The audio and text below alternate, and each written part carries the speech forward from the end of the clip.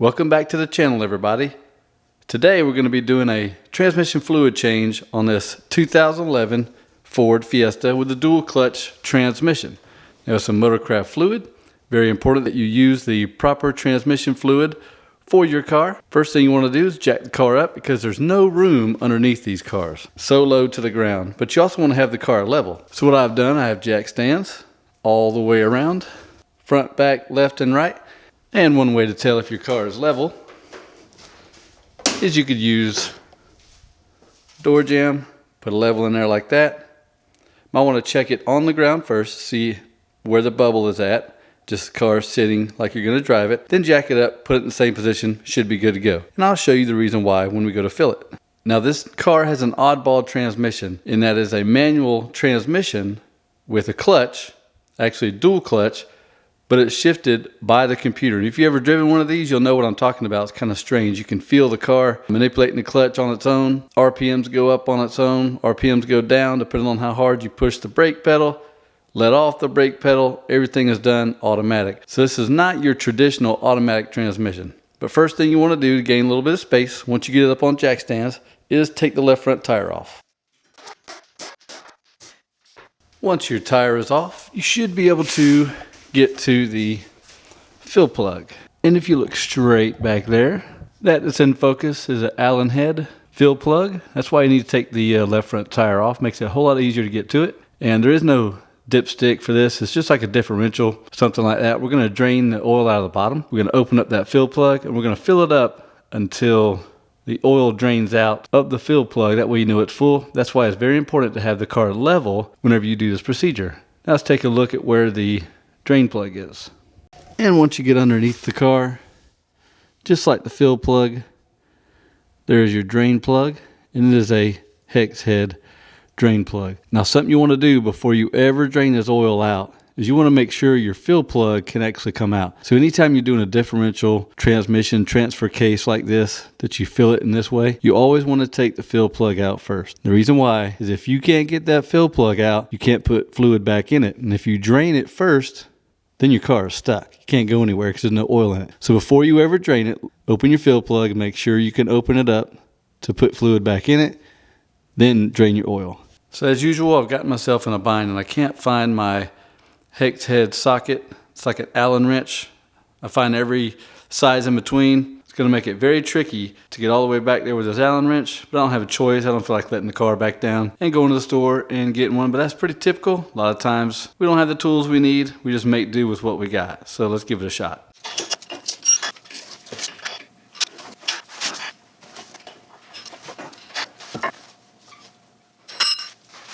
That's not happening. I'm gonna have to do some more looking.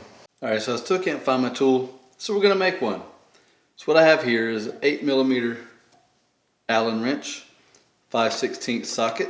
8mm and 5/16 are basically the same size. They're to within a couple thousandths of an inch difference. So 5/16 fits on there easily. So what I'm gonna do is cut about a 1/2 inch of this Allen wrench off and simply put it in this socket. So it'll fit like that with the universal joint, and then we'll be able to get to the filler plug.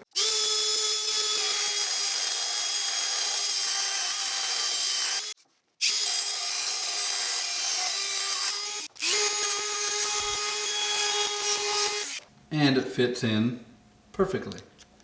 I'm not going to glue it into the socket. I'm going to set it in there like that just to see, but if you want it to be permanent, of course you use some 5-minute epoxy, put it in there, and then you have your own hex socket. Let's check it out, see if we can get it to work. All right, I have our extensions hooked up. Let's see if we can get back there and get this thing loose.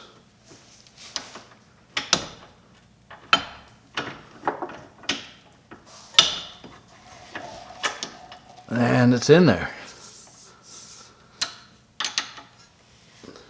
Put our breaker bar in a good position.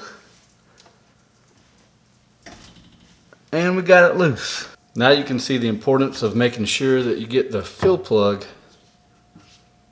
out before the drain plug so you don't run into a problem with not having oil in your transmission. And before you go too far with your fill plug, you want to make sure you put your drain pan in place just in case.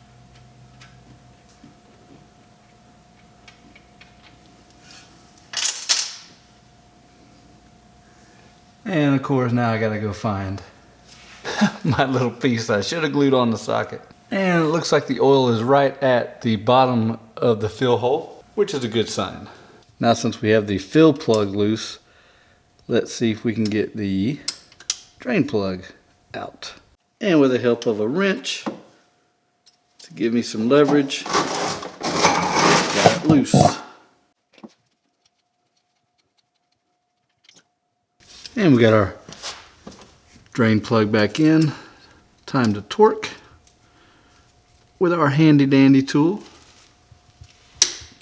32 foot-pounds. Okay, so now we have our fluid dispenser with 2 quarts. Put the full 2 quarts in there because we're going to actually overfill the plug on the transmission.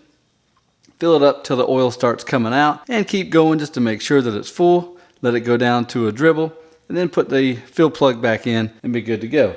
Now if you don't have a machine like this, you could actually open the hood, cut off a length of water hose and run it all the way from the transmission all the way up through the hood, put a funnel on top of it and just pour it in that way. That works just as good. They're actually a lot easier to work with sometimes than these things. Oh, and of course you want to put a drain pan underneath.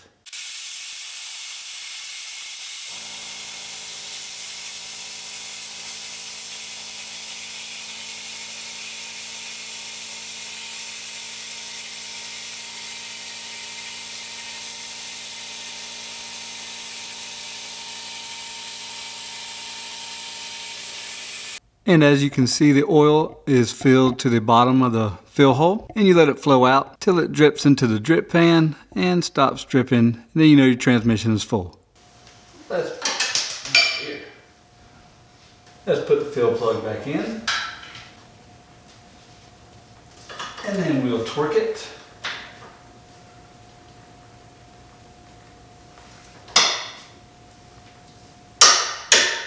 And just like that, the job is done. But don't do like I did.